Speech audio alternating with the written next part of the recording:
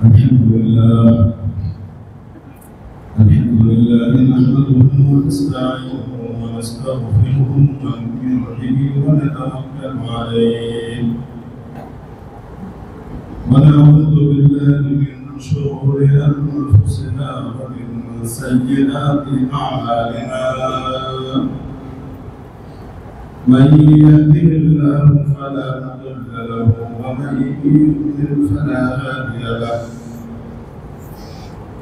ونشهد أن لا إله إلا الله وحده لا شريك له ونشهد أن سيدنا وسندنا وحبيبنا وحبيب ربنا وطبيبنا وطبيب قلوبنا وأمدانا وربنا محمدا عبده ورسوله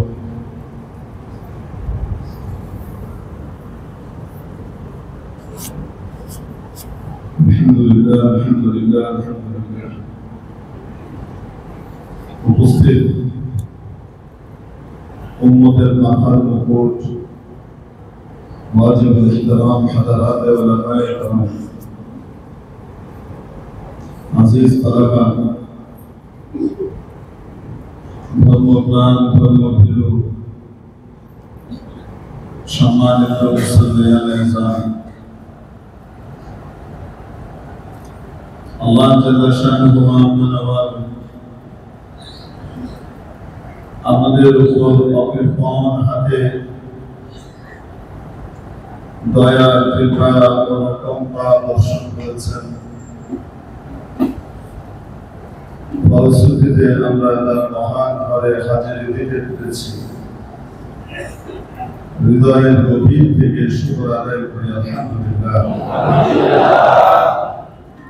আমার আপনার চেয়ে অনেক বেশি গুণবান ধনবান জ্ঞানী গুণী বুদ্ধি বিদ্যা ঐশ্বর্যের সমৃদ্ধ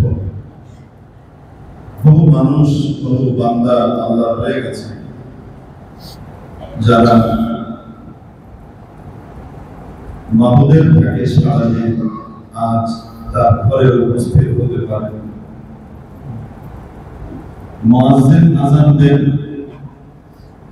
মুয়াজ্জিন সাহেব আযান দেন নিজের বাড়ির থেকে নয়, তিনি শুধু ঘোষণা করেন, আল্লাহর পক্ষ থেকে ঘোষণা করেন,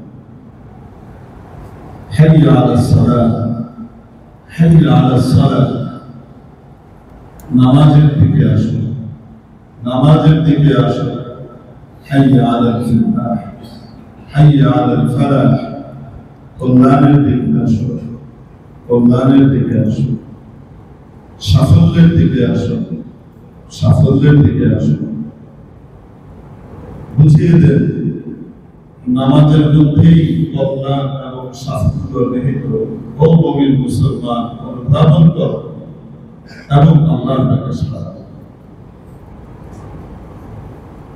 প্রিয় উপস্থিতি, যদি আল্লাহ রাব্বুল আলামিন তৌফিক দান না করেন, বিশেষভাবে বান্দাকে সাহায্য না করেন, তাহলে বান্দা আল্লাহর ইবাদত করতে পারে না। তখনই করতে পারে যখন রব্বুল জালাল আরশে আজিম থেকে তার জন্য পাস ইস্যু করে দেন, আমার ঘরে আসবে। বঙ্গভবনে যেতে হলে পাস লাগে, প্রেসিডেন্ট মহোদয়ের যে ভবন সেখানে যেতে হলে পাস লাগে কি লাগে? পাস আছে, সে ঢুকতে পারে, না থাকলে যেতে পারে। বঙ্গভবনে ঢুকতে, হোয়াইট হাউসে ঢুকতে, ক্রেমলিনে ঢুকতে যদি বিশেষ পাস লাগে, আরশের মালিক, জমিনের মালিক, আসমানের মালিক, জমিনের মালিক রব্বুল আলামিনের দরবারে উনার বাড়িতে উনার ঘরে আসবার জন্য পাস লাগে না? সেই পাস আমার আপনার জন্য ইস্যু করা হয়। একটা বারের জন্য গিয়ে কিন্তু রাস্তায় দাঁড়িয়ে থেকে নিয়ে আবেদন করিনি, আল্লাহ আমাকে পাসটা দেন। কয়জন আবেদন করেছে, কিন্তু দয়ার মালিক মাহমুদ অবারিত করে দিয়েছেন তার পাস, আমাকেও দিয়ে দিয়েছেন, তাকেও দিয়ে দিয়েছেন। না চাইলে আসতে পারে না, চাইলে আসতে পারবে না। ইসাআদাত বজরে মাসুবনিস্তান বখশাদ খুদাই বখশুদা। ইবাদত করার সুযোগ লাভ করা, মাওলার আনুগত্যে নিজেকে সমর্পণ করবার সুযোগ পাওয়া, এটা নিজের বাহুবলে সম্ভব হয় না যতক্ষণ পর্যন্ত আল্লাহ রাব্বুল আলামিন সাহায্য না করেন, সে পারে না। আর ইবাদত তো বহুত বড় কথা। পৃথিবীতে আমি আপনি যে টিকে আছি, কত রকমের আপদ বিপদ ঝড় ঝঞ্ঝা, কত রকমের প্রতিকূলতার ভেতর দিয়ে আমি আপনি টিকে আছি, আমি আপনি তো কল্পনাও করতে পারি না। কত বিপদের মধ্য দিয়ে আমি আপনি যাই। আমি আপনি যে টিকে আছি, কার দয়া। তুকায়ুম বাহদুলি সাইয়্যিদাতান সিরায়ুল মাদারবি রাসাদাম বাদাম। বুজুর্গ বলেন, তুমি তো একটা কদম টিকে থাকতে পারতা না দুনিয়ায়। অদৃশ্য জগৎ থেকে প্রতি মুহূর্তে তোমার জন্য সাহায্য নুসরত আসতে থাকে। ওনার দয়া আর কৃপা অনুকম্পা তোমার উপর বর্ষিত হতে থাকে। উনি চারিদিক থেকে তোমাকে হেফাজত করেন, তাই তুমি ঠিক আছো। প্রতিটা মানুষ, শুধু মুসলমান না, মুসলিম হোক অমুসলিম হোক, হিন্দু হোক খ্রিস্টান হোক বৌদ্ধ হোক, আস্তিক হোক নাস্তিক হোক, আল্লাহকে মালিক চায়, আল্লাহকে গালি দেয়। যেই হোক না কেন, দুনিয়াতে জন্মের পর রব্বুল আলামিন তার হেফাজতের জন্য, তাকে পাহারাদারি করবার জন্য, চারিদিক থেকে তাকে বেষ্টন করে রাখবার জন্য 10 জন ফেরেশতা মালায়েকা সিফরিয়া নিয়োগ করবেন। এই 10 জনের কাজ থাকে চারিদিক থেকে তাকে বেষ্টন করে রাখা।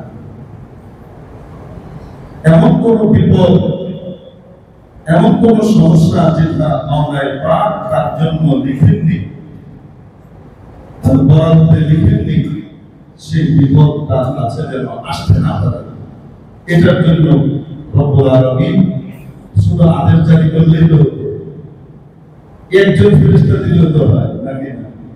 এই যে আমাদের বিচারপতি মহোদয়রা যাওয়া আসা করেন, মন্ত্রী মহোদয়রা যান আসেন, বিভিন্ন সময় দেখি গাড়ির ভিতরে একজন গানম্যান থাকলে মোটামুটি। তো দুনিয়ার সমস্ত গানম্যান যদি একসাথে হয় আর একজন ফেরেশতা একদিকে থেকে, কার পাওয়ার বেশি? আল্লাহ এত শক্তি দিয়ে বানিয়েছেন, তো সেখানে আমরা কয়জন ফেরেশতা নিয়োগ করেন? কেন? তুমি আমার প্রিয় আদমের সন্তান হিসেবে জন্মগ্রহণ করেছ। আমি আমার আদমকে বড় ভালোবাসতাম, তার সন্তান হিসেবে তুমি জন্মগ্রহণ করেছো। এই প্রাথমিক সম্মানটুকু তোমাকে সাথে সাথে দিয়ে দেওয়া হয়েছে। যদি তুমি আমার দেওয়া এই সম্মান, আমার দেওয়া এই মর্যাদার মূল্যায়ন করো, তাহলে তোমার জন্য শুধু ইহকাল না, এখানেও তোমার জন্য রিজিকের বিশেষ বরাদ্দ দেব, আর আখিরাতে আমার মেহমানখানায় বিশেষ জান্নাতে তোমার জন্য জায়গার ব্যবস্থা দেব। আমার মেহমানখানায় ঢুকে তুমি মেহমান অনুভব করবে না, এখান থেকে তোমাকে কোনোদিন চলে যাওয়া লাগবে না। দুনিয়ার মেহমান একদিন, 2 দিন, 3 দিন, তারপর বলেন, তারপর আরাম থাকে। প্রথম দিন বিশেষ খাবারের আয়োজন হয়, যেদিন দস্তরখান ভরা থাকে। দ্বিতীয় দিন একটুখানি কম, আসলে কমে না, একই থাকে। তৃতীয় দিনও দেখা যায় একই থাকে। চতুর্থ দিনও হয়তো একই থাকে বা কমা শুরু করে। যত দিন যায় তত বেড়েতে থাকে, কমতে থাকে। हमेशा इज्जत मेहमान व इहसान नबी मानत, हमेशा इज्जत मेहमान व इहसान नबी मानत, अगर मानत सबे दीगर नबी मानत। বিখ্যাত একজন বুজুর্গ ছিলেন হাফেজ সিরাজি রাহমাতুল্লাহ আলাইহি। অদ্ভুত বুজুর্গ ছিলেন, বহুত বড় আলেম ছিলেন, বড় আল্লাহওয়ালা ছিলেন, বড় কবিও ছিলেন। যেমন আমাদের হযরত শেখ সাদি রহমাতুল্লাহ আলাইহি একজন বিখ্যাত দার্শনিক ছিলেন, বড় জ্ঞানী ছিলেন, বড় আলেম ছিলেন, বড় কবিও ছিলেন। হযরত হাসান ইবনে সাবিত রাদিয়াল্লাহু তাআলা আনহু নবীজির প্রিয় সাহাবী, নবীজির সভাকবি ছিলেন। যেহেতু ওই সময় ওই যুগের সাহিত্যের বড় জোর ছিল, কাব্য চর্চার বড় জোর ছিল, এবং কেউ কাউকে কাব্য দিয়ে, কবিতা দিয়ে বিভিন্ন ভাবে ঘায়েল করত। নবীজির উপর যে আক্রমণ আসত বিপরীত দিক থেকে কথিত সুশীলদের পক্ষ থেকে,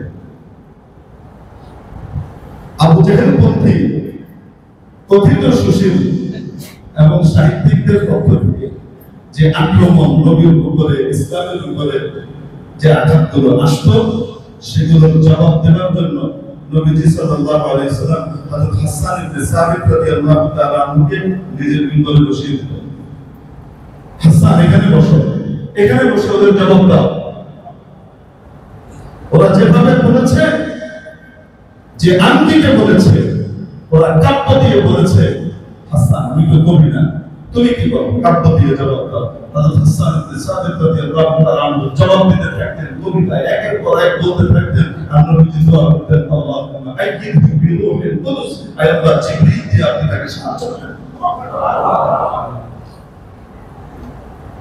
এজন্য কাব্য চর্চা খুব খারাপ জিনিস তা নয়, বিষয় হলো চর্চাটা কি সঠিকভাবে হচ্ছে নাকি বেঠিকভাবে হচ্ছে। মানুষের একটা কথা হয় তাকে জান্নাতে উঁচু মাকামে নিয়ে যায়, আবার এক দুইটা কথাই তার সমস্ত আমলকে বরবাদ করে দেয়। হাদিস শরীফের মধ্যে এসেছে, সহিহ বুখারীর হাদিস, যুকিরাত ইমরাআতুন ইনদা রাসূলিল্লাহি সাল্লাল্লাহু আলাইহি ওয়াসাল্লাম, একজন নারীর আলোচনা নবীজির দরবারে করা হলো। বিকাসরাতি সালাতিহা, ইয়া রাসূলুল্লাহ, সারা রাত নামাজ, সারা দিন নফল, ওয়া কাসরাতি সিয়ামিহা, রমজানের রোজা তো রাখি, সারা বছর নফল রোজা রাখতে থাকে। ওয়া কাসরাতি সাদাকাতিহা, অগাধরে দান করে, এত ভালো। গায়রিহা, তবে ইয়া রাসূলুল্লাহ তার মধ্যে ছোট একটা দোষ আছে, ছোট একটা দোষ। সেটা কি? আন্নাহা তুদি জারাতাহা বিলিসানিহা, সেটা মুখ দিয়ে তার প্রতিবেশী নারীকে কষ্ট দেয়। চলে এতটুকুই তার দোষ, তার মুখ দিয়ে সে তার প্রতিবেশী নারীকে অন্যায়ভাবে কি দেয়, কষ্ট দেয়। রাসূলুল্লাহ সাল্লাল্লাহু আলাইহি ওয়াসাল্লাম ফয়সালা দিলেন, হিয়া ফিন্নার, সে জাহান্নামে যাবে। কি অর্থ? তার সমস্ত ইবাদত এক পাল্লায়, আর তার এই মুখের দ্বারা প্রতিবেশীকে কষ্ট দেওয়া, মুখের অপব্যবহার, এই মুখের কথাটা, কয়টার কথা সারা জীবন করেছে, এই কথাগুলো আরেক পাল্লায়, ওই পাল্লাটা ভারী হয়ে যাবে, নেকির পাল্লা হালকা হয়ে যাবে। কিয়ামতের দিন আমল কাউন্ট করা হবে না, আমলের ওয়েট করা হবে। কিয়ামতের দিন আমলের গণনা করা হবে না, কিয়ামতের দিন আমলের ওজন করা হবে। তোমার একটা আমল যদি ওটার উপরে আল্লাহর সন্তুষ্টি লেগে যায়, জীবন সবকিছু কবুল হওয়ার জন্য যথেষ্ট। আর যদি আল্লাহ না করুন, আল্লাহ না করুন, কোনো একটা আমলের উপরে আল্লাহর নারাজি আর অসন্তুষ্টি লেগে যায়, অ্যাটাচ হয়ে যায় ওটার সাথে, ওটা বলতে এত বেড়ে যাবে, সারা জীবনের নেকামগুলো হালকা হয়ে যাবে। এজন্য ছোট থেকে ছোট আমলেরও অনেকটা একটা কথা সঠিকভাবে বলে ফেলেছে, আল্লাহর কাছে পছন্দ হয়ে গেছে, নাজাতের কারণ হয়ে যাবে। মহাকবি ফেরদৌসী ছিলেন পারসিক কবি, মহাকবি বলা হয়, শাহনামা লিখেছেন। শাহনামা মানে এক সময় তো পারস্য অর্থাৎ ইরান কেন্দ্রিক পৃথিবী এক বলয় ছিল, এখন যেমন অনেক পরাশক্তি আছে, আমরা যখন ছোট ছিলাম তখন দুটো পরাশক্তি বলা হতো, আমেরিকা, রাশিয়া। এই দুটোকে সবচেয়ে বড় শক্তি বলা হতো এবং পৃথিবীর দেশগুলো এই দুটো কোনো একটার সাথে খাতির করে থাকতো। নিরপেক্ষ নামে কোনো কিছু নেই, যে নিরপেক্ষ থাকলে সে এর কাছে না খেয়ে ওর কাছে কোনো না কোনো একটা জায়গায় বিরুদ্ধে হতে যাবে। ছিল ওই যুগে রোম এবং পারস্য দুই বলয়, একটা কনস্টান্টিনোপল কেন্দ্রিক, আরেকটা ইরান কেন্দ্রিক। এই দুটো মহাশক্তি পরাশক্তিতে গোটা পৃথিবী বিভক্ত ছিল। এই পারসিক রাজের যে বিশাল ইতিহাস আছে, এই সব কিছুকে কবিতার আকারে সাজিয়েছেন, লিখেছেন কবি ফেরদৌসী, শাহনামার লেখক। এই জন্য তাকে তার মহাকবি ইন্তেকাল হয়ে গেছে।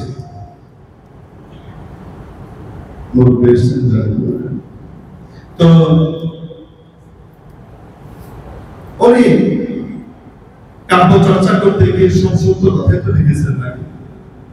রাজাদের ব্যাপারে যখন কথা লেখা হয়, রাজাদের ব্যাপারে, প্রেসিডেন্টের ব্যাপারে, এদের ব্যাপারে যখন কথা লেখা হয়, আপনারা কি বলেন? সংক্ষিপ্ত কথাই তো লিখতে হয় নাকি? আর মানে হয়েছে দুনিয়ায় আছে, বাইরে আছে। ক্ষমতাশীলের মনোভাবের বাইরে তার সামনে কথা বলে বলা থাকে সিস্টেম হয়েছে। হ্যাঁ, এই কম বেশ সব যুগেই হয়। এই জন্য শেখ সাজি রহমতুল্লাহ আলী বড় দার্শনিক ছিলেন, রাষ্ট্রবিজ্ঞানী ছিলেন। তো উনি চমৎকার এক কথা বলেছেন, খেলাফেরা ইয়ে সুলতানা ইউজুস্তান বখনে ফেশবা শাদাস্ত সুস্তান আকাম শাহানো সারা গোয়াত শাবাসতি বেবিনাদ গুফতে নাকুমা পারুই। রাজার সাথে সাথে যদি চলতে হয়, তাদের কাছে যদি থাকতে হয়, তাহলে একটা নীতি মাথায় রেখো, যা হয় তাই। এদের খেয়াল খুশি চেঞ্জ হইতে দেরি লাগে। যা কয় তাই এর বাইরে কথা বলতে যাবে না, তুমি কিন্তু সাইড হয়ে যাবে, হয় সাইজ হয়ে যাবে না সাইড হয়ে যাবে, কিছু না কিছু একটা। তো কি করতে হবে? যদি ভর দুপুরে রাজামশাই বলেন এখন না, মধ্য দখলে সূর্য, ভর দুপুর, আর রাজামশাই বলছেন এখন কি রাত, তাহলে তাহলে বলা উচিত হলো, তখন বলতে হবে জি জি জি, চাঁদও দেখা যাচ্ছে, তারাও দেখা যাচ্ছে, ঝিলমিল করছে আকাশ। সে শুধু দাবি করেছে রাত, আপনাকে বলতে হবে কি চাঁদ তারা দেখা যায়, তাহলে আপনি কাছে থাকতে হবে, তাহলে পুরস্কৃত হবেন, নাহলে পুরস্কৃত। দুনিয়াতে এই রেওয়াজ শুধু এক যুগের না, বিভিন্ন যুগে যুগে এটা চলে আসছে, বহু হাজার বছর থেকে। সাধারণত এরকমই রাজা বাদশাদের দরবারে থেকে যারা কাব্য চর্চা করে, সত্য কথা বলা যায়, হ্যাঁ না মিছে কথা বলা যায়? তো মিছে কথা বলে আল্লাহ খুশি কি বলে? মিথ্যা কথা একটু বলে একটু আমরা খুশি হন। একটা মিথ্যা কথা, কয়টা হাদিস শরীফের মধ্যে আছে, একটা মিথ্যা কথার কারণে মানুষের মুখ থেকে যে দুর্গন্ধ বের হয়, ফেরেশতারা তার কাছ থেকে 1 মাসের দূরত্ব চলে যায়। রহমতের ফেরেশতাদের কাছে আসতে চায়, তার মুখ থেকে তার মুখের থেকে যে দুর্গন্ধ বের হয়, মিথ্যার দুর্গন্ধ। স্প্যানিশ লাইনের দুর্গন্ধ আছে না, পচা ময়লার দুর্গন্ধ আছে না, একই টাইপের বিভিন্ন বলে না কেন? ইউরিনের প্রস্রাবেরও তো দুর্গন্ধ আছে, অন্যগুলোর মধ্যে একই রকম না ভিন্ন। স্টুলের দুর্গন্ধ আছে না, একই রকম না ভিন্ন। ঠিক তেমনি ভাবে এক এক বদ আমলের এক এক রকমের দুর্গন্ধ, এক এক নেক আমলের এক এক রকমের সুগন্ধ। হাদিস শরীফের মধ্যে এসেছে না, কোনো ব্যক্তি যখন মনে মনে কোনো ভালো কাজের নিয়ত করে, সাথে সাথে ফেরেশতা সেটা সে করেছে বলে লিখে দেয়। আল্লাহ তাআলা আদেশ করেন, নিয়ত করেছে লিখে দাও, করে ফেলেছে। আর যদি করে ফেলে তাহলে 10 গুণ বেশি সওয়াব দিয়ে লেখা হবে, মিনিমাম। সুবহানাল্লাহ। কিন্তু যদি গুনাহ নিয়ত করে, যতক্ষণ সে গুনাহটা না করবে ততক্ষণ পর্যন্ত তার গুনাহ কি করা হয় না, লেখা হয়। ছোটবেলায় মনে মনে বড় প্রশ্ন ছিল, বুঝে গেলেন কারণ কোরআন শরীফের ভিতরে আছে আল্লাহ আলিমুন বিযাতিস সুদূর, মনের ভিতরে কি চলে সেটা একমাত্র শুরুকে জানে, আর কেউ তো জানে না। তুমি সেটা বুঝবে কেমনে যে আমি ভালো কাজের নিয়ত করেছি না খারাপ কাজের নিয়ত করেছি। পরবর্তীতে যখন আল্লাহ তাআলা কোরআন সুন্নাহ এরকম দান কিছুটা দান করলেন আর পড়াশোনা হলো, তখন দেখি আল্লাহু আকবার, যখন কোনো মুমিন বান্দা একটা ভালো কাজের নিয়ত করে, ভালো কাজের একটা সুগন্ধি আছে, ওই সুগন্ধি ফেরেশতা পেয়ে যায় নিয়ত করার সাথে সাথে। পচা কাজের যখন নিয়ত করে তখন তার একটা দুর্গন্ধ আছে, আলাদা সুগন্ধি আলাদা দুর্গন্ধ, এই বিষয় আছে না নাই? আছে। মানুষের মিথ্যা কথারও একটা আলাদা দুর্গন্ধ আছে, এটা এত ভয়ঙ্কর যে এই দুর্গন্ধের কারণে রহমতের ফেরেশতা তার কাছ থেকে কতদিনের দূরত্বে চলে যায়, 1 মাসের দূরত্বে চলে যায়। জানতে চান তো রাজা বাদশাহ দরবারে যখন কেউ স্তুতি গাথা গায়, কাব্য রচনা করে, সব সত্য বলে, কিছু মিথ্যা বলতে হয়। মিথ্যা ইন্তেকাল হয়েছে, ইন্তেকাল হওয়ার পরে কেউ স্বপ্ন দেখছে, মহানবী ফেরদৌসী যে স্বপ্ন দেখছে, ফেরদৌসী আল্লাহ আপনার সাথে কি আচরণ করেছে। অনেক সময় দেখবেন আমাদের কোনো আত্মীয় স্বজন ইন্তেকাল করলে আমাদের আত্মীয় স্বজনদের ভিতরে নিকট আত্মীয়দের ভিতরে কেউ না কেউ অনেক সময় স্বপ্ন দেখতে পারে। আগেকার মানুষ একটু বেশি দেখতেন, এখনকার মানুষ একটু কম দেখে। আগেকার মানুষের দিল পরিষ্কার বেশি ছিল, গুনাহ কম ছিল, গুনাহের উপকরণ কম ছিল, নেকি বেশি ছিল। এজন্য হৃদয় আর হার্ট পরিষ্কার হওয়ার কারণে, শক্তিশালী হওয়ার কারণে ওই জগতের সাথে কানেকশন দ্রুত আল্লাহ তাআলা দেখাইতেন বেশি। এখন একটু কম হয়, এখনো হয় না তা না। অনেক সময় স্বপ্ন দেখি কি দেখি না যে অমুক এই অবস্থায় আছে, খুব সুন্দর বাগানে হেঁটে বেড়াচ্ছে, অথবা চেহারাটা বিভৎস হয়ে গেছে, কেমন যেন অস্থির হয়ে যাচ্ছে, স্বপ্নটা তো দেখেছে স্বপ্নে। তো দেখার পরে জিজ্ঞেস করেছে ফেরদৌসী আপনার সাথে আল্লাহ কি আচরণ করেছে? ফেরদৌসী বললেন আমার রূপ কবজের পরে নিয়ম অনুযায়ী তো 2 জায়গার কোনো এক জায়গাতে দিয়ে দিতে হয়, বা এই দিনে জিন। বিশেষ করে অনেক সময় আল্লাহ তাআলা কাউকে বলেন একটা করে নেওয়ার আগে সামনে আল্লাহর ইখতিয়ার আছে, যে জিনের নিয়ম। আরেকটা মাঝে মাঝে আল্লাহ কি করে বিশেষ আইন প্রয়োগ করে। তো আমাকে আল্লাহর সামনে উপস্থিত করা হলো, যখন উপস্থিত করা হলো তাউলুদু ফাওয়াইসি, আমার বুক আমার পাঁজর কাঁপছিল, আমার পাঁজর কাঁপছিল। কিভাবে? আমি তো শেষ, আমি তো শেষ, আমার কি? আল্লাহ তাআলা বললেন ফেরদৌসী কি আশা করো? আমি বললাম আল্লাহ তোমার মন ছাড়া আমার যা আছে আমল তা দিয়ে তো জাহান্নাম ছাড়া কোনো উপায় নেই, কিন্তু আপনার মন ছাড়া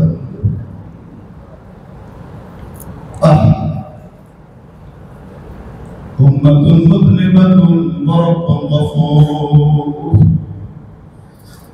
রাসূল পাক সাল্লাল্লাহু আলাইহি ওয়াসাল্লাম যখন মেরাজে গেলেন এবং জান্নাত জাহান্নামের দর্শন করলেন, আল্লাহ দেখালেন, তিনি বলেন জান্নাতের প্রধান ফটকের উপর আমি কয়েকটা লাইন দেখতে পেলাম, 3টা লাইন।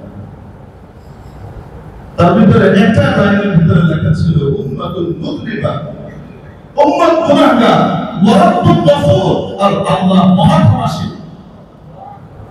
উম্মত গুনাহ করে আর আল্লাহ মাফ করেন।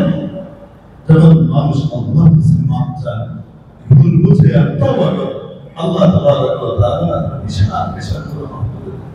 আল্লাহ কোরআন করতে পারে। এবং হাদিস শরীফের মধ্যে এসেছে ইয়া ইবনে আদম লাউ বালাত খাতায়াকা আনাক আস-সামা, ও বনি আদম তোমার গুনাহ তুমি কত করতে পারবে? মনে করো করতে করতে পৃথিবীটা ভরে ফেলেছো, এত গুনাহ করতে পারবে যে গোটা পৃথিবী সরসারে গুনাহ করেছে, মনে করো ভরে ফেলেছো, মহাশূন্য ভরে ফেলেছো, তোমার গুনাহ ভরতে ভরতে ভরতে ভরতে আকাশ পর্যন্ত পৌঁছে গেছে তোমার গুনাহ। সুম্মা আতিনি ওয়ালা তুশরিকু বি শাইআ, এরপরে তোমার দৌড়দৌড় হলো আর তুমি আমার কাছে আবার ফিরে আসলে, কোন অনুতপ্ত হলে শুধু একটা শর্ত, যে আমার সাথে তুমি কাউকে শরীক করো না, আমার সাথে তুমি কাউকে শরীক করো না, আমার ক্ষমতায় তুমি কাউকে শরীক করো না, আমার ক্ষমায় তুমি কাউকে শরীক করো না, আমার ঔদার্যে তুমি কাউকে শরীক করো না, আমার রুবুবিয়তে আমার উলুহিয়তে তুমি কাউকে শরীক করো না। এইভাবে তুমি আমার কাছে এসেছো মাফ চাইলে, তুমি আমার কাছে মাফ চাইলে, তুমি যে পরিমাণ গুনাহ নিয়ে আমার কাছে এসেছিলে আমি তার চেয়ে অনেক বেশি পরিমাণে ক্ষমা নিয়ে আমি তোমার থেকে ধাবিত হব। ওয়ালা উবালি, আর আমি যে তোমাকে ক্ষমা করব এটাতে আমি কারো পরোয়া করি না, কারো পরোয়া করি না। কেউ আমাকে জিজ্ঞেস করবে ক্ষমতা কারো নাই, কেন আমি মাফ করেছি, আমার বান্দা আমি মাফ করেছি, তোমার কি ভাবখানা? এই নবী পাক আলাইহিস সালামের বক্তব্যে যে আল্লাহ রাব্বুল আলামিন বলেন যে আমি মাফ করেছি, তোমার কি? ওয়ালা উবালি, উম্মত তো গুনাহ করে, আমরা গুনাহ করি, হাগু ছাড়া পেট নাই, গুনাহ ছাড়া উম্মত নাই। মানুষ আছে তো তার পেটের ভিতরে দুর্গন্ধ নোংরা জিনিস আছে না নাই?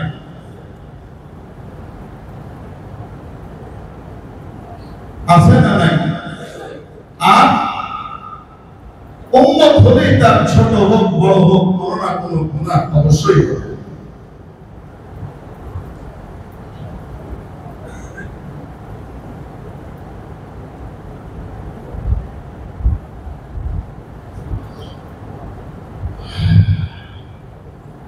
যে কোনো গুনাহ আল্লাহর কাছে মাফ চাইলে আল্লাহ রাব্বুল আলামিন কি করে দেন? আল্লাহ কি করে? মাফ করে দেন। তবে হ্যাঁ, যদি কেউ কারো হক নষ্ট করে, কোন বান্দার হক নষ্ট করে দেয়, কোন বান্দার হক যদি কেউ নষ্ট করে, যতক্ষণ ওই বান্দা মাফ না করে আল্লাহ তাআলা ততক্ষণ মাফ করে না। এজন্য এটা একটা বড় ইম্পর্টেন্ট বিষয় যে কোনো সময়, যে আমি যেমন আমার ইবাদত করব, আল্লাহর সন্তুষ্টি অর্জন করব, ঠিক তেমনি ভাবে আল্লাহর হক রক্ষার সাথে সাথে বান্দার হকও আমরা কি করব? ইনশাআল্লাহ রক্ষা করব। হাদিস শরীফের মধ্যে আসে, একজন নবী সাল্লাল্লাহু আলাইহি ওয়াসাল্লাম জিজ্ঞেস করেন, বড় মিসকিনকে, বড় অসহায়কে বলো তো। আমরা যেমন বলি তেমনি তারা উত্তর দিলেন, ইয়া রাসূলুল্লাহ, যার কাছে কিছু নাই, নিঃস্ব অসহায় সে মিসকিন। কেউ কেউ বলেন আল্লাহ এবং তার রাসূলই ভালো জানেন। নবী পাক সাল্লাল্লাহু আলাইহি ওয়াসাল্লাম উত্তর দিলেন, না, সে ব্যক্তি বড় মিসকিন না যার কাছে ধন সম্পদ টাকা পয়সা ঘর বাড়ি কিছুই নেই। বড় মিসকিন, বড় অসহায় তো ওই ব্যক্তি যে ব্যক্তি কিয়ামতের দিন আসবে, বৃষ্টির শেষ সীমা পর্যন্ত তার এই আমলের পাহাড়, কাউকে গালি দিয়েছে, কারো বঞ্চনা করেছে, কারো হক নষ্ট করেছে, কারো জমি কেড়ে নিয়েছে, কারো দোকান দখল করে নিয়েছে, কাউকে কষ্ট দিয়েছে, মুখ দিয়ে হাত দিয়ে বা অন্য কোনো ভাবে অন্যায় ভাবে, এরা সব এসে হাজির হবে। এসে আল্লাহর কাছে বলবে, ইয়া রব্বি আদদি হাক্কি, ইয়া রব্বি আদদি হাক্কি, হে আল্লাহ, আজকে তো ইনসাফ বুঝে নেবার দিন, আপনি আমার হক আমাকে কি করেন? বুঝিয়ে দেন। আল্লাহ তাআলা ডাকবেন, ওর হক দিয়ে দাও, তুমি যে জমি নিয়ে গিয়েছিলে না, এখন তার জমিটা দিয়ে দাও। ভাই, আমাদের ভিতরে অনেকে আছে আল্লাহ রাব্বুল আলামিন বন্টন করে দিয়েছেন। বাবা অথবা মা যদি দুনিয়া থেকে বিদায় নেয়, তাহলে সন্তানদের ভিতরে ভাগ হবে কিভাবে? বোন যা পাবে, ভাই তার দ্বিগুণ পাবে। এইভাবে আল্লাহ কি করে দিয়েছেন? বন্টন করে দিয়েছেন। আমাদের ভিতরে অনেকে আছে বিভিন্ন ভাবে এগিয়ে বোনের হকটা দেয় না, এগিয়ে সিস্টেম করে বোনের হক দেয় না। শহরে হয়তো কম আছে, আমি জানি না, গ্রামে তো বিপুল পরিমাণে আছে। আর আসলে তো আমাদের বাড়িতে উঠবি এই তো খাবি নেওয়া দরকার কি এটা নেওয়া পিঠা এই সে কত রকমের ওয়াজ আছে বোনের হক দেয় না এরকম লোক দুনিয়াতে আছে আছে না নাই ও ইন্নামা ইয়াকুলুনা ফি বুতুনিহিম নারা পেটের ভিতরে আগুন হচ্ছে আগুন কেমন দিন আগুনে যাওয়া লাগবে এটা إنما يأكلون في بطونهم نارا وسيصلون سعيرا পেটের ভিতরে আগুন হচ্ছে এবং কিয়ামতের দিন অবিসত্তর তারা জাহান্নামের ভিতরে ঢুকবে প্রজ্বলিত আগুনের ভিতরে ঢুকবে আবার এমনও আছে আইনের হাইকোর্ট দেখিয়ে আল্লাহ যা বরাদ্দ দিয়েছেন বোন যা পাবে ভাই তার দ্বিগুণ পাবে এই নিয়মকে বাদ দিয়ে সরকারি হাইকোর্ট দেখাইল সমান সমান কি সমান সমান আল্লাহর কথাকে বাদ দিয়ে ফেলে দিয়ে ভাইয়ের কাছ থেকে ফেলে সমান সমান ভাগে দিয়ে দিল যেটা নিল অতিরিক্ত সেটা কি তার বৈধ না অবৈধ হারাম সতর্ক থাকা উচিত যদি আমার কাছে আমার বোন কোনো হক পেয়ে থাকে বা আমার কাছে আমার ভাই হক পেয়ে থাকে তাহলে তার হক যেন আমি দুনিয়াতে থাকতে বুঝিয়ে তাহলে কিয়ামতের দিন বড় বিপদ হয়ে যাবে কেউ থাকবে না সাহায্য করার মেরে মুহতারাম দোস্ত তো বলছিলাম যে হাদিস শরীফের মধ্যে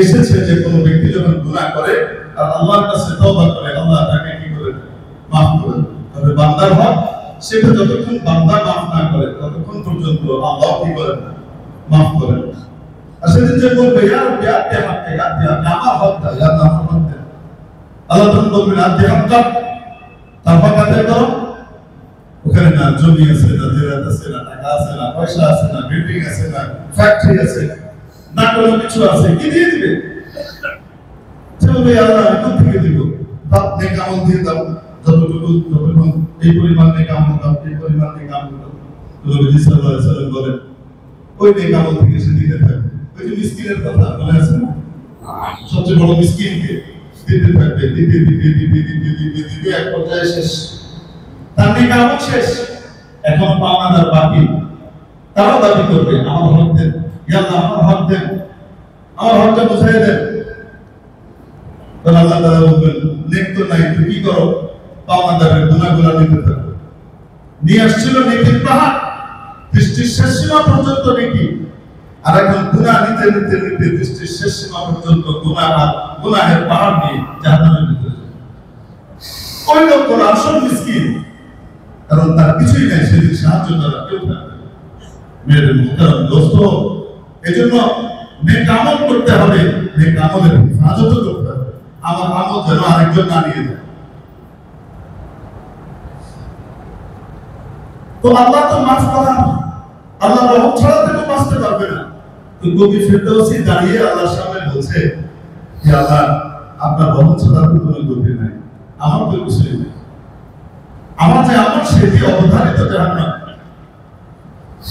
এই পর্যায়ে সবচেয়ে মধ্যে কথা হচ্ছে তুমি বলেন যে আল্লাহ তাআলা আমাকে বললেন ফেরদৌসী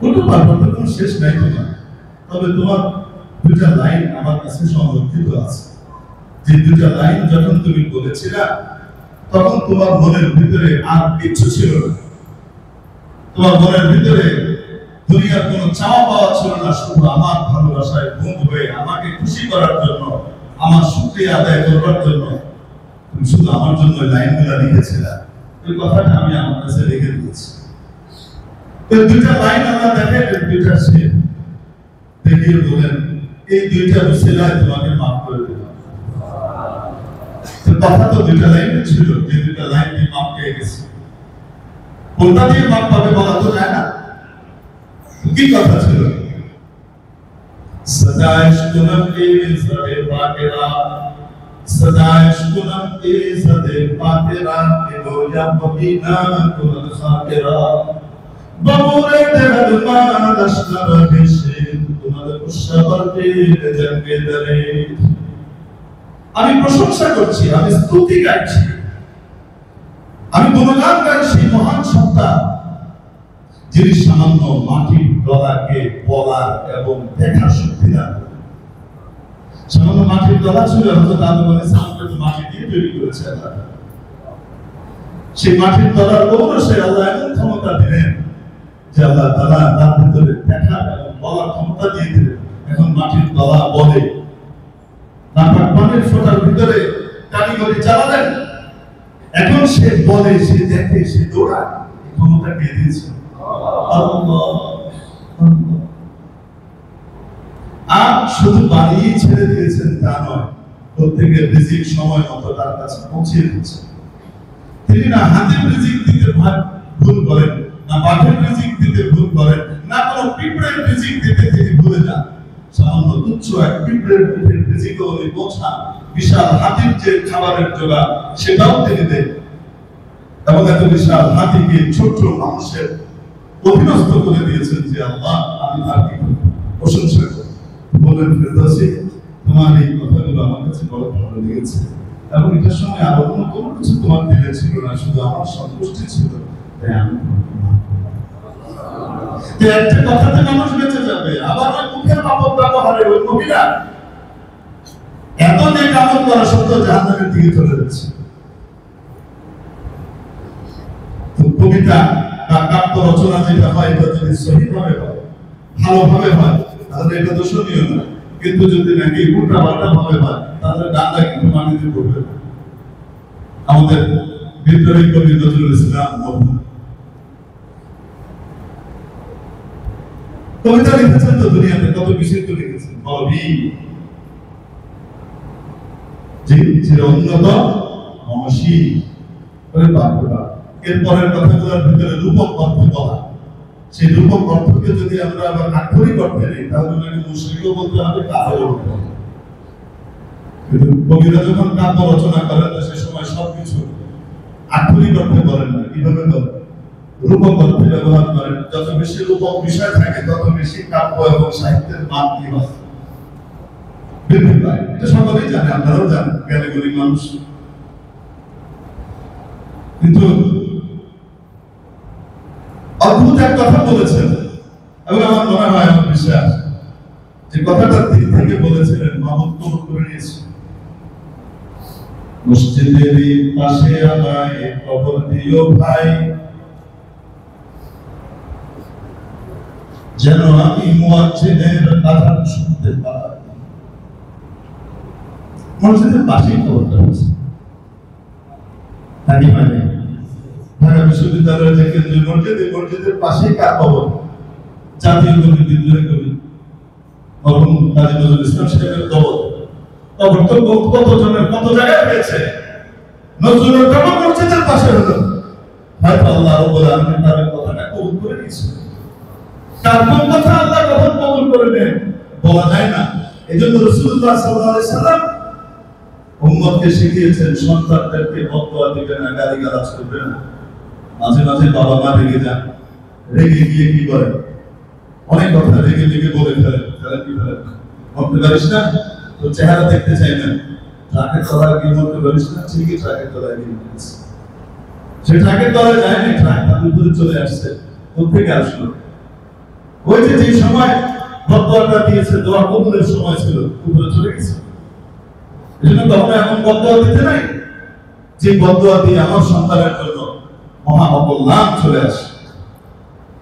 মেরে মুহতারাম দোস্ত, আজিজ ও বুজুর্গ জন্য বলছিলাম যে কোন নেক কাজ যখন বান্দা করে তো সেটা আল্লাহর শক্তি ছাড়া বান্দা করতে পারে না। আল্লাহর সাহায্য নেক কাজের মধ্যে তো লাগে, দুনিয়ায় টিকে থাকতেও আল্লাহ দিলেন সাহায্য লাগে। সাহায্য ছাড়া পারা যায় না।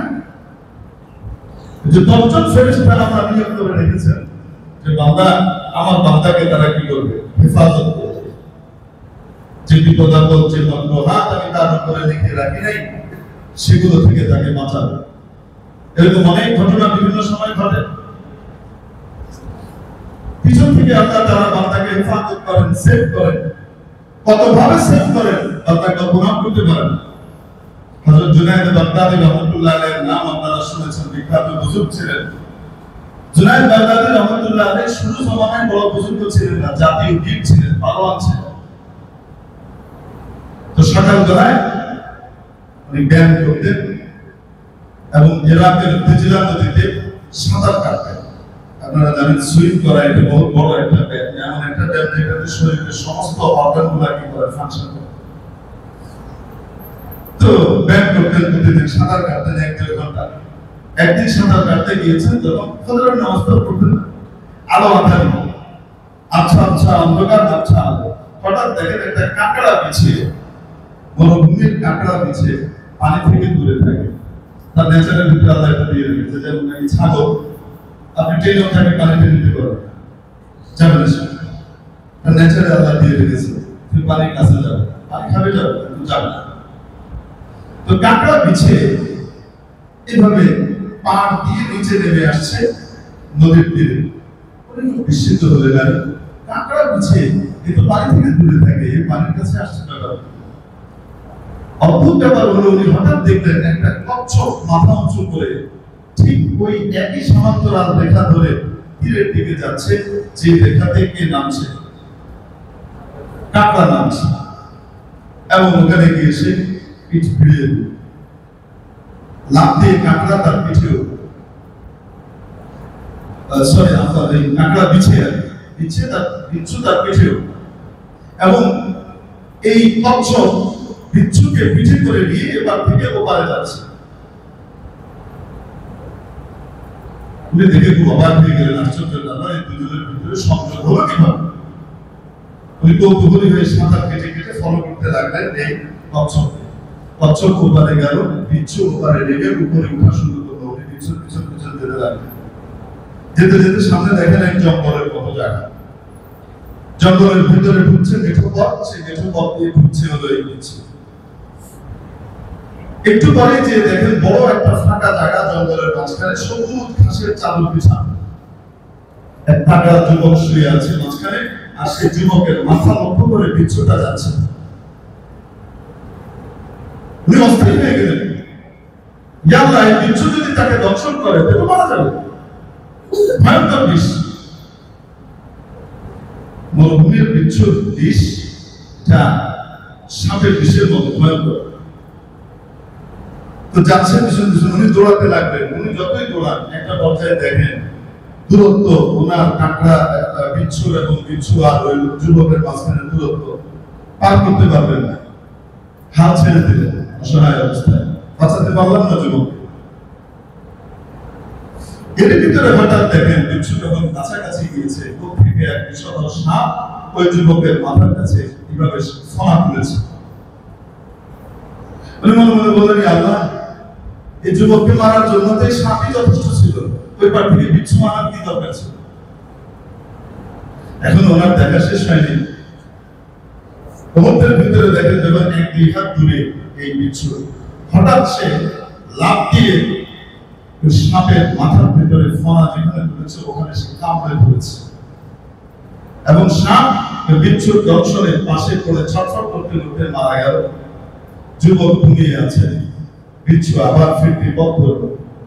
নদীর পাড়ে এসে যখন সে নিচে নামলো, থেকে কচ্ছপকে সে ফাঁসিয়ে দিল, পিঠে চড়লো, ওই পাড়ে সে চলে আসলো নিজের পাড়ে। কচ্ছপ চলে গেল, বিচ্ছু চলে গেল। মেরে মুহতারাম দোস্ত, জুনায়েদ বাগদাদী এই ঘটনা দেখে আল্লাহর কাছে তওবা করলেন, ইয়া আল্লাহ, এই যুবক জানেও না যে তাকে হেফাজত করবার জন্য এই পারে কেউ ছিল না, এক সাপ তাকে দর্শন করবে, কপালে লেখা ছিল, কিন্তু আবার আল্লাহ তাকে বাঁচাবেন এটাও লেখা ছিল। তাকে এবার থেকে যেহেতু কেউ রক্ষা করার নাই, ওবার থেকে তুমি বিচ্ছুকে আনিয়েছো। যুবক তো জানেও না কত পরিকল্পনা তুমি করেছো, কত মেকানিজম করেছো। মেরে মুহতারাম দোস্ত, আমি আপনি দুনিয়াতে টিকে আছি প্রতি মুহূর্তে মুহূর্তে বিশ্বাসে বিশ্বাসে আল্লাহ রাব্বুল আলামিনের সাহায্য মুসলত আছে, তাই আমরা বেঁচে আছি, টিকে আছি। আমি দুনিয়াতে তো টিকতেই পারতাম না, বিপদ সংকুল দুনিয়া। ইবাদত বহুত করেন রব্বুল আলামিন আমাদেরকে এখানে এনেছেন, মসজিদের ভিতরে এনেছেন, আল্লাহর ঘরে এনেছেন, এটা কার দয়া? আল্লাহ। এজন্য এই দয়া শুকর আদায় করব, তাহলে আল্লাহ তাবারাক ওয়া তাআলা আমাদের দুনিয়া আখিরাতে ইজ্জত দান করবেন। বারবার মসজিদে আসবার তৌফিক দান করবেন এবং বারবার ওনার ঘরের পাশ আমাদের জন্য ইস্যু করবেন। আল্লাহ তাআলা আমাদেরকে আমল করবার তৌফিক দান করেন, দুনিয়া আখিরাতে ইজ্জত সম্মান নসিব করেন। এক ভাই আমার কাছে একটা চিত্র পাঠিয়েছেন, এই চিত্রটি ডক্টর আব্দুল আলিম সাহেব লিখেছেন, যেহেতু জনসংশ্লিষ্ট বলা হচ্ছে।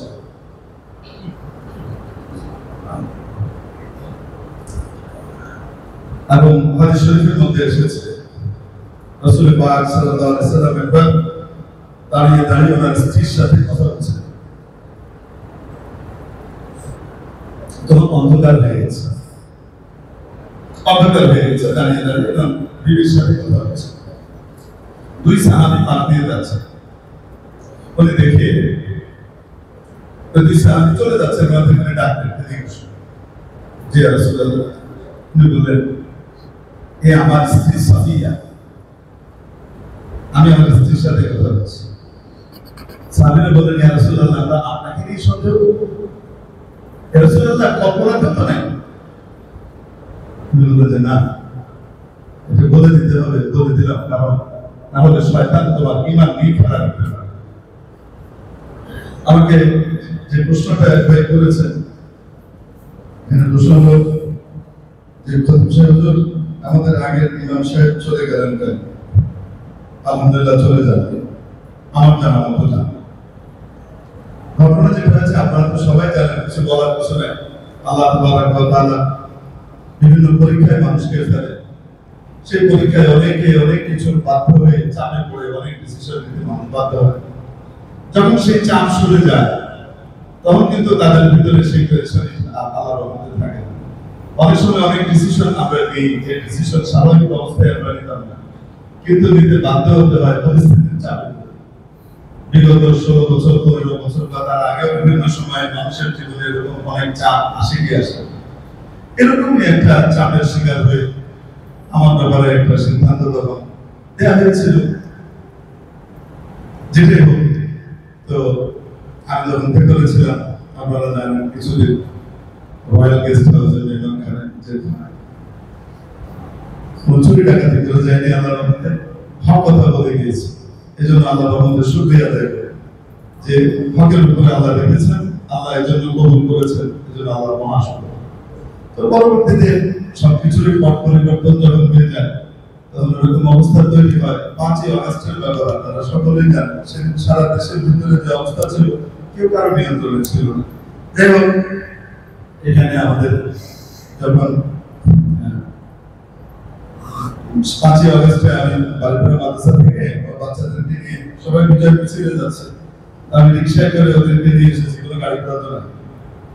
3টার দিকে রওনা হয়েছে, এখানে এসে পৌঁছাতে প্রায় মাগরিব হয়ে গেছে। মাগরিবের বাসায় ঢোকার পরে মাগরিব এসার মাঝামাঝি সময় আমার মুসল্লি একরামের ভিতর থেকে আমাদের এখানকার কবি মুসল্লিদের কেউ ফোন করেছেন, হুজুর এসার নামাজটা এসে পড়া, আমরা যাচ্ছি। সব জায়গাতেই হয়ে গেছে, আপনি আসেন। আমি বলেছি, আপনি কিভাবে আসতে পারেন, আমি কিভাবে আসি? তোরা বললেন ঠিক আছে, তাহলে আমরা নিয়ে আসি। বললাম হ্যাঁ, যদি আপনারা এসে আমাকে নিয়ে যান বিভিন্ন কথা, এটা তো মুসল্লিদের কথা। তো কিছু মুসল্লি একরাম ওখানে গেলেন, আমার ওখানে আমাকে যখন ওনারা বলেছেন তখন 8:30 কাছাকাছি হবে, 8:10 হবে। ঠিক বলব সময়টা 7:30টার আগে না, আবার 8টার পরে না, 8:30 এই সময়টা হবে। পেপার ওনারা গেলেন এবং আমাকে নিয়ে আসতে গেলেন যখন, তখন 8:15 বাজে। কারণ এটা নামাজ আপনারা জানেন, আজান হয়ে গেছে। তো 10-12 জন মুসল্লি একরাম উপরে গেলেন আমাদের রোডে। তো আমি ওনাদের সাথে নামলাম, নেমে দেখি আরো হয়তো 30-40 জন মানুষ নিচে দাঁড়িয়ে আছে। তাদের মধ্যে কাউকে কাউকে আমি চিনি, আমাদের এখানকার মুসল্লি গণরেরই, আবার কাউকে কাউকে আমি চিনি না। আপনারা জানেন ওই দিনটা আসল মাগরিব এশার এই সময়টা পুরা গণভবনকে কেন্দ্র করে যে উত্তাপ পরিবেশ ছিল, গোটা গণরেরই তো ভর্তি মানুষ ছিল, সব আনন্দ করেছে। যারা ওনারা যখন আমাকে নিয়ে রওনা করেছেন, স্লোগান দিয়েছে, একজন ব্যবসা করা একজন লোক স্লোগান দিয়েছে, আমি যতই তাকে মানা করছি, ভাই বন্ধ করে, এটা কোনো তরিকা না, বন্ধ করে, বন্ধ করে। কে শুনে কার কথা? কোন কথা শুনে? শেষে আস্তে আস্তে এই পর্যন্ত এসেছে। যখন মসজিদ কম্পাউন্ডে ঢুকেছে, ঢুকার পরে যখন তখন স্লোগান দিচ্ছে, মসজিদে ঢুকেনি, কম্পাউন্ডের বাইরে। তো তখন আমি আসলে আমার কাছে খুব খারাপ লেগেছে, আমি ওদেরকে বলেছি যে আমি এই মুহূর্তে এখান থেকে বেরিয়ে চলে যাবো, মসজিদে ঢুকবো না। এটা কেমন কথা? তো তখন বন্ধ করেছে। এটা ছিল বাস্তবতা। আলহামদুলিল্লাহ আমি কোনো এখানে আসার জন্য নিজ থেকে এসেছি এমন না, টেলিগ্রামে এসে এবং যে কথাগুলো অনেকের কাছে পৌঁছিয়েছে এবং তারা এটাকে বিশ্বাসও করেছেন বা মানুষ যখন বলছে, কারণ মিছিলের আওয়াজ হয়তো মনে হয়েছে না জানি কি। তো সেই হিসাবে হুজুর ছাত্র নিয়েছে, আমাদের হুজুরকে ছাত্র আনা লাগে না, আমাদের হুজুরকে আপনারা যে পরিমাণ মহব্বত করেন এটার জন্য বাইরের কেউ দরকার নেই। আলহামদুলিল্লাহ যথেষ্ট অভিজ্ঞ মানুষই যত মহব্বত করে, আমার পুরোনো নতুন সবাই যথেষ্ট। আলহামদুলিল্লাহ কি বলেন আপনারা? আলহামদুলিল্লাহ আল্লাহ শুনুন। তারপরে যেটা হয়েছে, মসজিদে এসেছি এবং এখানে আলোচনা হলো। ওনারা বললেন যে আমরা হুজুরের পিছনে ইনশাআল্লাহ হুজুরকে হারিয়েছিলাম একটা চাপের কারণে, আমাদের আদর্শ পরিবেশ আমরা ফিরে পেয়েছি, আমরা ইনশাআল্লাহ হুজুরকে নিয়ে আবার চলবো।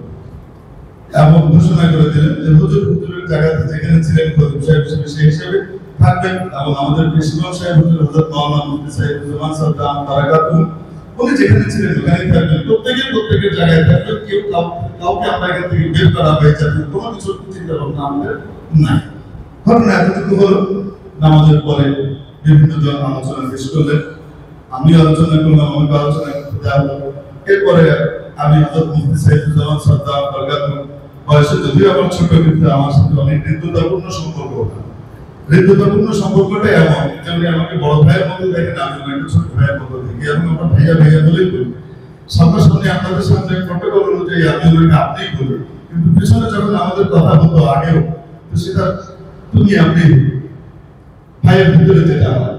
এবং উনি খুব সুন্দর আলোচনা করলেন, সকলের সামনে বললেন, আপনারা অনেকেই ছিলেন যে আলহামদুলিল্লাহ আমার সাথে অনেকে তো আপনারা ওনাকে খতিব সাহেব হুজুর বলেন, কেউ হুজুর বলেন, কিন্তু আমি কিন্তু ওনাকে সবসময় ভাইয়া ভাইয়া বলি।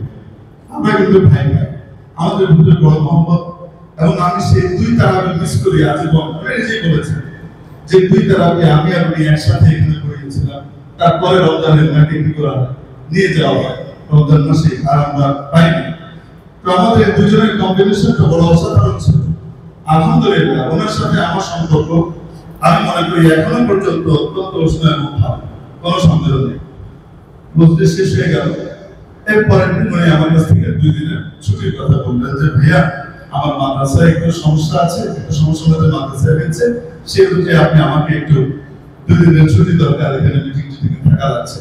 আমি বললাম ঠিক আছে থাকবো। তো ওখানে 2 দিন বাদে এরপরে জুমা গেল, শনিবার দিন যখন চতুর্থ দিন আসলো তখন আমি ফোন করলাম। ওনার 3টা নম্বর আমার কাছে আছে, 3টা নম্বরে আমি 6-7 বার মোটামুটি সব মিলিয়ে ফোন করেছি। তো সুন্দর তারা করছিলেন বা কিছু একটা হবে, রিসিভ করতে পারেননি, হয়তো পরে উনি রিসিভ চেকও করেননি, এই জন্য পরে হয়তো ব্যাকও করতে পারেননি। তো এরও আরো কিছু 2-3 দিন পরে আমি জানতে পারলাম যে ওনার মনে অভিমান আছে। এটা শোনার পরে আমার কাছে মনে হলো যে আমরা 2 ভাই যদি ঠিক থাকি, পৃথিবীর কেউ নাই আমার এই এলাকাকে ডিভাইড করতে পারে। আর যদি আমাদের ভিতরে কোনো কিছু ঢুকে যায়, তো তাহলে শয়তান এটাকে নিয়ে ফেলবে। আমি সাথে সাথে ডিসিশন নিলাম যে আমি ওনার কাছে যাব, এবং আমার বন্ধুরা যারা এখানে ছিলেন ওনাদেরকে আমি বললাম যে আমি ওনার কাছে যাব, আমি ওনাকে যেয়ে দিয়ে আসবো। তোমরা বললেন হুজুর আপনি কেন যাবেন, আমরা যাবো। আমি বললাম না, আপনারা যাবেন আপনাদের ব্যাপার, কিন্তু আমি যাব, কারণ এটা বহুত বড় সওয়াবের জিনিস, বহুত বড় সওয়াবের জিনিস, আমি যাব। তারপরে আমি গেলাম, আমার সাথে আরো 4 জন মোটামুটি এখান থেকে গেলেন ওদের সাথে বড় বড়দের। তো আমি বাসায় গেলাম, বাসায় গিয়ে পাইনি। এরপর ওনার মাদ্রাসায় গিয়েছি, যেখানে উনি বসেন ওনার সেই রুমে আমরা গিয়েছি। 25 মিনিটের বেশি মোটামুটি আমি অপেক্ষা করেছি। খবর পাঠানো হয়েছে, সম্ভবত ওনার কাছে খবর পৌঁছেনি। পরবর্তীতে যেটা জেনেছি উনি জানতে পারেননি যে আমরা ওখানে গিয়েছি। দুর্ভাগ্যজনকভাবে আমাদের সাথে ওনার দেখা হয়নি। পরবর্তীতে এখনো পর্যন্ত ওনার কোনো ফোন আমি এখনো পাইনি। তো পাই না পাই ইনশাআল্লাহ আমি চেষ্টা করবো। আমাদের 2 ভাইয়ের ভিতরে কোনো রকমের কোনো আমি মনে করি কিছু নাই। যে কোনো সময় ওনার জন্য এই জায়গা যেভাবে উনি ছিলেন সেভাবেই ওনার জায়গা অবারিত আছে, এবং উনি আমাদের ইমাম পেশ ইমাম হিসেবে থাকবেন, এটাতে কোনো রকমের দ্বিমত না আমার দিলে কখনো ছিল, না কারো দিলে আছে বলে আমি মনে করি। উনি আমাদের অত্যন্ত প্রিয় ভজন একজন আল্লাহ রহমতের মুসলিমদের জন্য এবং মাদ্রাসার জন্য অনেক কাজ উনি করেছেন। আল্লাহ তাআলা ওনার এই কাজকে কবুল ও মঞ্জুর করেন। আল্লাহ তাআলা এক একজনকে দিয়ে এক এক কাজ করেন। এই মসজিদটা যখন মাত্র দোতলা ছিল, ফয়সালা হলো মুসলিমদের জায়গা হচ্ছে না, আমাদের ফাউন্ডেশন দিয়ে করা দরকার। প্রথমে 6 তলার সিদ্ধান্ত হলো, তারপর ডিসিশন হলো যে আমাদের পরবর্তী প্রজন্ম আসবে, পড়াতে পারবে না, এই জন্য ফাউন্ডেশন বেশি করে দেওয়া হোক। 9 তলার ফাউন্ডেশন দিয়ে করা হলো। প্রায় 13-14 কোটি টাকা আমাদের এই 5 তলা করতে এবং অন্যান্য কাজে খরচ হয়েছে এই সময়। তো আমাদের ফাউন্ডেশন ছিল 1 লাখ প্লাস। আল্লাহ তাআলা এই বাকি পুরো টাকা জোগাড় করে দিয়েছেন, আপনাদের দিলের ভিতরে ঢেলেছেন, আপনারা সেই টাকাগুলো দিয়েছেন। হয়তো আল্লাহ তাআলা তার এই অধম বান্দাকে আপনাদেরকে কিছু বলার জন্য গ্রহণ করেছেন, কবুল করেছেন, আমরা বলতে পেরেছি। তো এটা যেমন হয়েছে আলহামদুলিল্লাহ। উনি আসার পরে আমার অনুপস্থিতিতে আমি ওনাকে বলেছিলাম যে আমাকে মাদ্রাসাটা করতে দিচ্ছে না, কেউ কেউ বাধা দিচ্ছে, তুমি আমার নামে এটা করো। আমরা 3টা পিলার করে ফেলেছিলাম ওখানে, তারপরে বিভিন্ন চাকরি বন্ধ করে দেওয়া হলো। পরে আল্লাহ রহমতে উনি কাজ করে আমাদের এই দোতলা মাদ্রাসাটা সুন্দরভাবে হয়েছে। আপনারা কি নারাজ না খুশি? আমরা প্রত্যেকের জন্য দোয়া করি, আল্লাহ তাআলা প্রত্যেককে তার অবদান অনুযায়ী কি করেন, বিনিময় দান করেন, পুরস্কৃত করেন। তো এখানে কোনো কনফিউশন থাকার কিছু নাই, নাকি বের করে দেওয়া হয়নি। আলহামদুলিল্লাহ এতটুকু তো পরিষ্কার হচ্ছে। জাযাকুমুল্লাহু তাআলা খায়রান ওয়া খায়রাল জাযা। আচ্ছা, আমাদের মুরব্বি হযরত আমাদের কমিটির সভাপতি সাহেব ছিলেন সাবেক বাংলাদেশের বিশিষ্ট শিল্পপতি জনাব ইঞ্জিনিয়ার মুশাররফ সাহেব, মুরব্বি উনি কিছু বলতে চাচ্ছেন, ওনারা বলতে পারবেন। তারপরে ইনশাআল্লাহ মুসলিম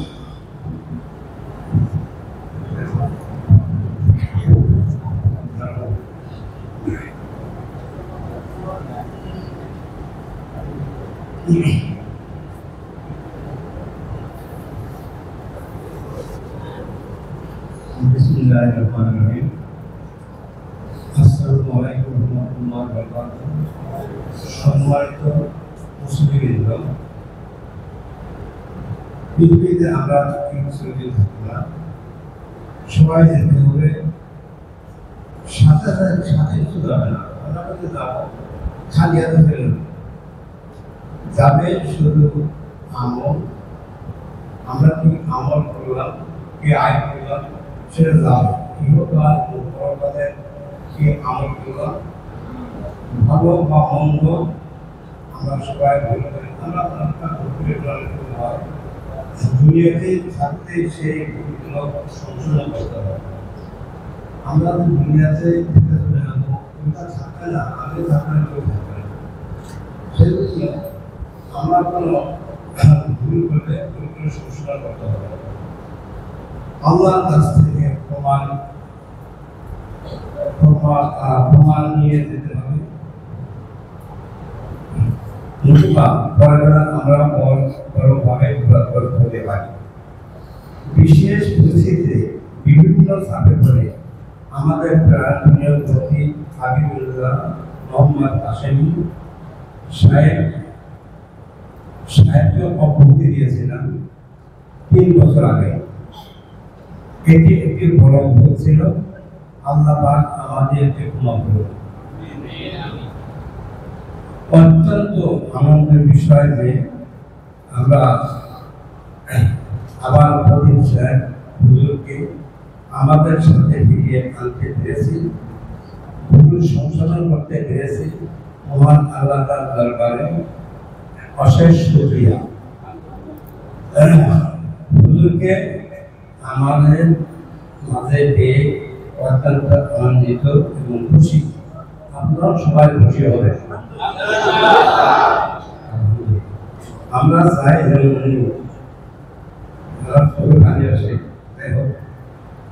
আমরা চাই উনি আমাদের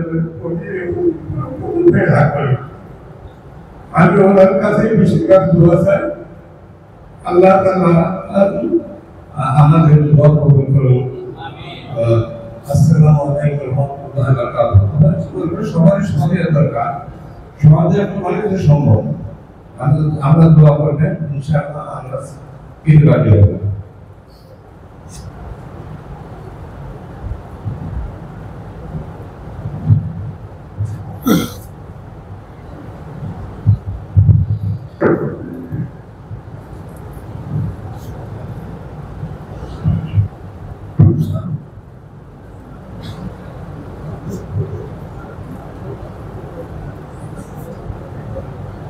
মুসলিম ছোট একটি কথা আমরা আলোচনা করি। আমরা সকলে মিলে মিশিয়ে এই এলাকাটাকে সুন্দরভাবে সাজাতে চাই এবং সকলে মিলে মসজিদটাকে এগিয়ে নিতে চাই। আপনারা কি আমাদের সাথে একমত? ইনশাআল্লাহ তাআলা সেভাবেই এই যে নির্বাচন কমিটি দ্বন্দ্ব বিভাজন এই জিনিসটাকে মিলিয়ে আমরা যদি সবাই মিলে মিশে আমাদের পূর্ববর্তী মুরব্বীরা যারা ছিলেন, যারা আরো কাজ করেছেন, যারা আরো নতুন আছেন উদ্যোগী, সবাই মিলে মিশে যদি আমরা একটা কাজ করতে পারি, এটা কি ভালো হবে না? ইনশাআল্লাহ আল্লাহ তাআলা কবুল করেন, যেন সুন্দর কিছু আমাদের সামনে আসতে পারে এবং সেগুলোর দ্বারা যেন আমরা কিছু কাজ করতে পারি। আলহামদুলিল্লাহ রাব্বিল আলামিন। সাদাকাত করার জন্য সুন্নাত